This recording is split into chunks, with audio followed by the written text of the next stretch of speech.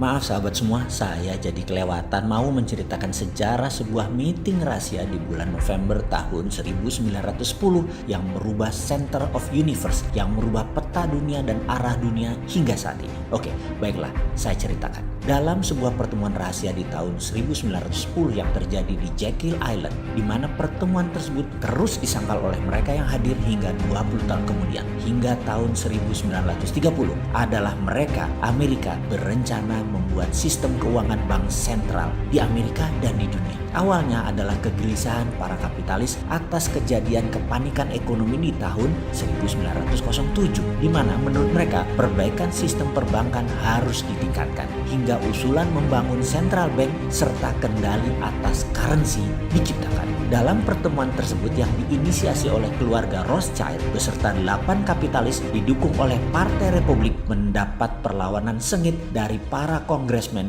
dari Partai Demokrat. Kala itu perjanjian yang mau dibuat adalah bahwa Federal Reserve milik swasta dan Partai Demokrat menentang keras pernyataan tersebut. Baik, kita lompat sebentar. Federal Reserve nantinya akan mempunyai beberapa sistem bank yang bisa mencetak uang. Sabar ya, sabar. Panjang hal itu kalau diceritakan. Secara singkat, kembali ke Jekyll Island. Pertemuan tersebut secara teknis ternyata tidak menghasilkan apa-apa, hanya pertentangan. Lalu, entah kebetulan atau tidak, 80% anggota Kongres Partai Demokrat yang menentang sistem swasta Federal Reserve tersebut dan dolarisasi ikut tenggelam di kapal Titanic. Dan kita semua tahu siapa pemodal Titanic. Iya betul, Rothschild. Setelah terjadi kevakuman di Kongres karena korban di kapal Titanic tersebut, Partai Demokrat yang paling menderita dan resolusi sistem Federal Reserve tetap didorong dalam rapat Kongres dan akhirnya ditandatangani secara quorum sesuai dengan pertemuan rahasia di Jekyll Island tersebut, dan semuanya yang terbanyak adalah Partai Republik. Oke, kita sudah mulai terbayang gambarannya ya. Kita lanjutkan. Kita ingatkan lagi, mata uang dunia sebelum diputuskan dalam Bretton Woods adalah pound sterling. Jadi, dolar menguasai dunia adalah grand plan 35 tahun sejak dari November 1910. Sungguh, strategi pelaksanaan atas sistem sentral keuangan tadi adalah mendesain dolar menjadi mata uang dunia, mengalahkan pound sterling, dan membuat dolar Amerika menjadi kendali dunia. Dan Perang Dunia Pertama serta Kedua secara dalam tanda petik tidak sengaja dimanfaatkan dengan cerdik oleh Amerika untuk memukul kekuatan Eropa untuk pindah ke Amerika, termasuk menggeser pound sterling menjadi dolar, mata uang dunia. Dan semua ini sesuai dengan isi dalam pertemuan rahasia di tahun 1900 tersebut.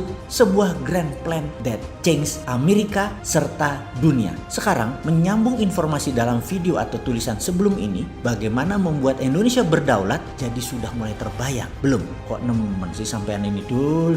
Wis, cetongono kok masih nggak ngerti juga. Apa segitu nggak fahamnya atas apa yang harus dilakukan oleh Indonesia tanpa asing gitu ya? Atau doktrin apa yang ada di benak kalian para pejabat pengagung asing-asing ini ya? Gregetan deh gue. Jadi gini deh, saya bantu. Ini kalau saya punya kekuatan dan jaringan loh ya. Yang jelas saya ini orang terhina dan banyak yang membazeri setiap informasi yang diberikan selalu dianggap sampah dan dimatikan. Tapi nggak peduli saya. Kita harus lanjut. Begini caranya, kita urai. Kita menengok Yogyakarta sebentar. Yogyakarta itu daerah istimewa di mana ada Sultan Ground, sebuah wilayah yang memang tidak pernah diserahkan ke Republik Indonesia. Tanah Sultan Ground tadi kita lakukan JOR atau JORC, diaudit, dihitung berapa nilainya secara konten atau isi dari kandungan tanah-tanah Sultan Ground tadi. Berapa palladiumnya, berapa titaniumnya, berapa litiumnya, berapa aurumnya atau emasnya, AG, PT, platinum, dan banyak lagi. Lalu diterbitkan sebuah nilai asli dari nilainya aset atas nama Ngayogyakarta Hadiningrat. Angka tersebut bisa dalam rupiah, bisa dalam dolar. Monggo diatur dewe. Lalu surat berharga tadi, SWF Sovereign Wealth Fund Jogja tadi,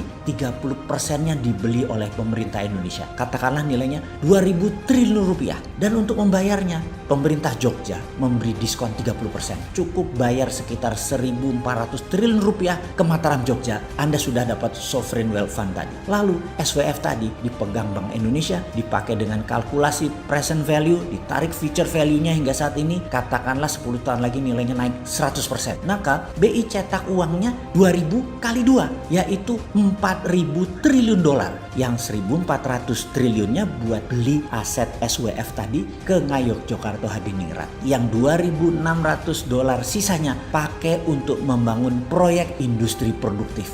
APBN yang diperoleh gak usah dipakai, itu untuk biaya rutin negara. Jadi dibagi dua ya, sekali lagi.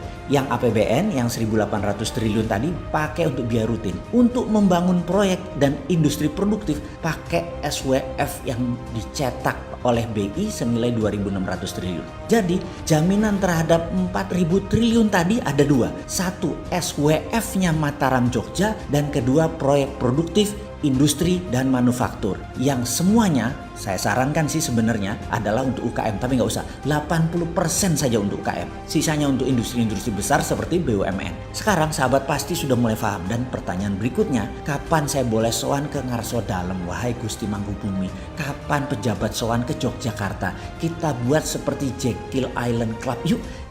Mimpi lagi nih bosman, kasihan ya.